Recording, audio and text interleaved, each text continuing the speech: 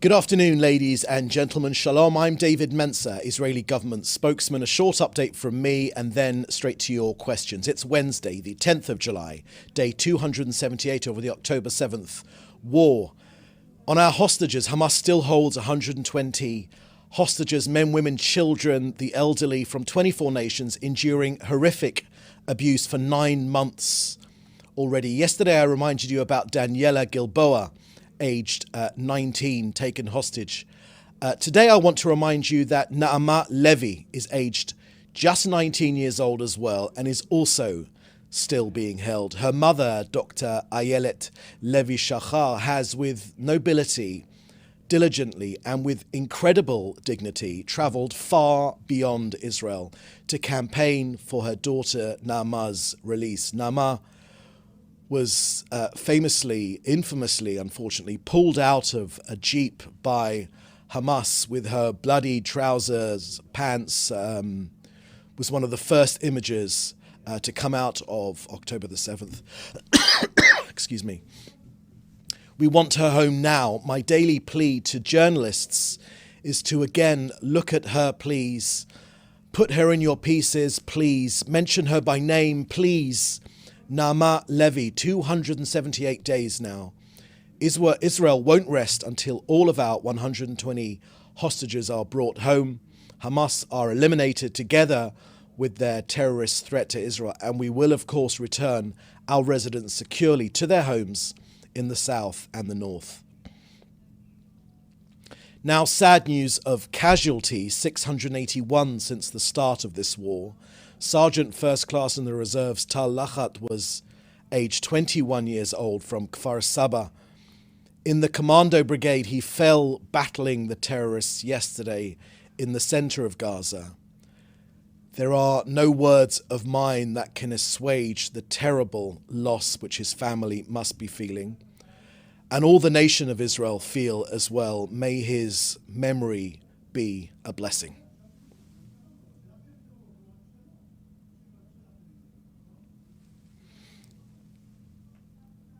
Next to the progress of this war in Gaza, Defense Minister Yov Galant updated the Knesset today that the IDF had killed or injured 60% of Hamas terrorists in Gaza. Approximately 14,000 terrorists have been eliminated. The majority of Hamas's 24 battalions have been shattered. Minister Galant also reiterated that the IDF has bravely, precisely and systematically carried out its mission in accordance with the law and the IDF's operational needs. Now an update from COGAT and their work coordinating aid into Gaza over the last 24 hours. 224 aid trucks carrying humanitarian goods went in, 7 tankers of fuel, 4 tankers of cooking gas. 50 aid trucks are awaiting collection on the Gazan side of the Erez crossing. 142 trucks were collected from the Gazan side of Kerem Shalom, but 1,150 trucks are still awaiting collection.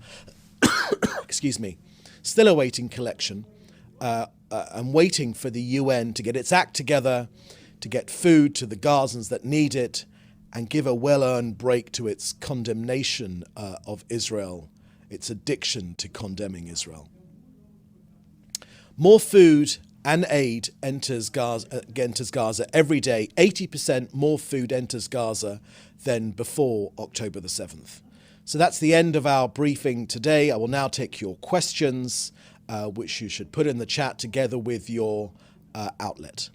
First question I have here is from David Clement from the News Forum. The IDF is blamed for an airstrike in a school that's killed 19 people. Can the Prime Minister's office confirm it was an IDF strike? And if so, can you provide any information about who was targeted in that strike? Thank you for that question, David. The IDF has, in the last 24 hours, put out details of that incident, which you can pick up from the IDF's many ways of getting information out to you through Telegram or through Twitter, and they've made a fairly comprehensive layout of that particular issue. Next question here is from Joel Pollock from Breitbart News. Has Israel's control of the Rafah crossing and the Philadelphia corridor had a significant effect on the progress of the war, and is Hamas running out of ammunition? Thank you for that question, Joel. The issue of the Philadelphia crossing is an extremely important, and if you'll allow me, Joel, it forms part of these negotiations which are happening right now. So to remind you that the framework agreed by Israel, which has been supported by President Biden, as always, our objective has been to enable the return of our hostages without obstructing the other goals of the war. Now, in these negotiations, I want to share with you what Israel's position is. We're insisting on the issues which we've already, the principles of which we've already agreed. Among them is the option to return to fighting until all of our goals of the war are met, the prevention of smuggling ammunition from Egypt into Gaza. That's an extremely important point, Joel, because it's the lifeline for Hamas. That's how they've been able to smuggle their deadly munitions into Israel, to allow them to carry out October the 7th, to allow them to fire the thousands of rockets which they have fired at Israel's population, both in the immediate area of Gaza, but also throughout this country. So that's a very, very important point. And the prevention of the return of thousands of armed terrorists to the north of Gaza. We want to maximize the number of living hostages that return from Hamas captivity. And look, again and again, Israel has made it clear that the war will end when our goals, the return of all the hostages, dismantling of Hamas's governmental and military capabilities, and the removing of the terrorist threat to Israel takes place. So this issue, Joel, I would point you particularly to the statement just released just a few minutes ago from the Prime Minister's office about his meeting this morning with Brett McGurk, President Biden's senior envoy to the Middle East. That issue was mentioned in that statement we just put out a couple of minutes ago, and I would refer you to that for more details. But of course, ending that smuggling route, ending that lifeline, deadly lifeline for Hamas on the Philadelphia crossing is absolutely key to prevent Hamas from being able to wage any sort of aggression on us ever again. We want Egypt to reopen the border with Gaza, and for further details, have a look at that statement which just came out. Next, from David Isaac, a follow-up from yesterday's question on the Al-Shifa doctor. Can we provide any more details?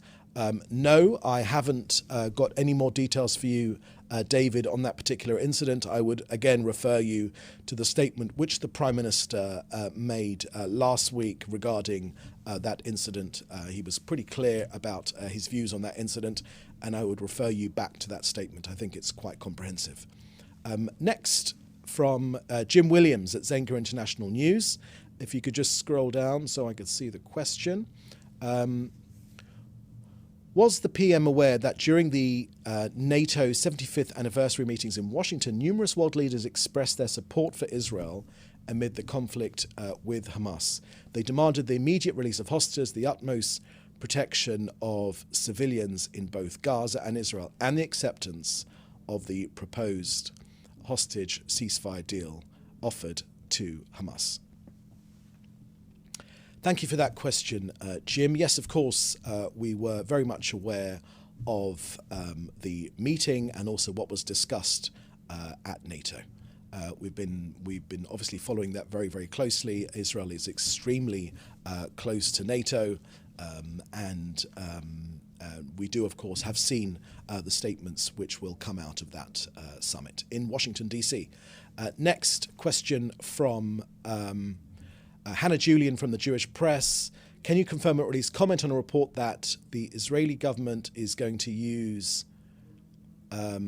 taxpayers' money to pay the legal defense fees for Hamas Nukba terrorists in Israeli custody? Thank you for that question, Hannah. I've got no comment to make on that. I don't know about the issue, and I can't confirm or deny any of those of that story. I haven't got any of that information in front of me. Next question from Louis Boudouin Larman from AFP. Could you confirm the IDF ordered the evacuation of Gaza City today? What will happen in Gaza City? Thank you very much for that question, Louis. I would point you to the IDF. They've been quite clear about their actions. We want to get civilians out of harm's way. We have no interest in harming civilians in Gaza City or anywhere else. We're trying to get to the terrorists, where the terrorists attack from or where they have set up base. As I mentioned to you earlier, 24 of their battalions, most of them have been smashed, but the pieces of those shattered battalions are popping up in different parts of Gaza, but we are going after them. It's our mission to destroy this organization, but we want to get civilians out of harm's way. That has been our practice since the beginning of this war. This has been a very, very difficult fighting environment, very, very complex, with a determined enemy that actually wants Gazans to die. They want ordinary Gazans to die. They think it feeds into their mission to get international opprobrium against Israel. Israel knows that, of course, and we're doing everything we can to limit damage to civilians, all the while Hamas are hiding amongst civilian areas, in schools, in hospitals, in the most appalling way. Hamas have done nothing in their almost 2 decades long fight against us in Gaza. They've done nothing for ordinary Gazans. They've sunk money into that huge terror tunnel network underground. They've sunk all that money, all that aid money down underground to fight us, but almost nothing to support their own people. Part of this war is liberating Gaza from Hamas to give a better future for ordinary Gazans. So, Louis, to be specific, please take a look at the IDF Twitter, where you will see those leaflets and those precise advice for Gazans to move out of harm's way, where precisely they can go to be safe, the safer zones, while we take out the last remnants of the terrorists within Gaza. Any other questions there? Any scroll down? Any other questions? No. Okay. So that was the last question that we've had. So in the meantime, thank you for joining us. Please do stay safe, and we look forward to another briefing tomorrow. Thank you very much. Bye-bye now. Thanks for watching. Drop a comment below. Don't forget to like, share, and hit subscribe to stay updated with our latest content. Until next time, stay informed and inspired. This is Dejobnik signing off.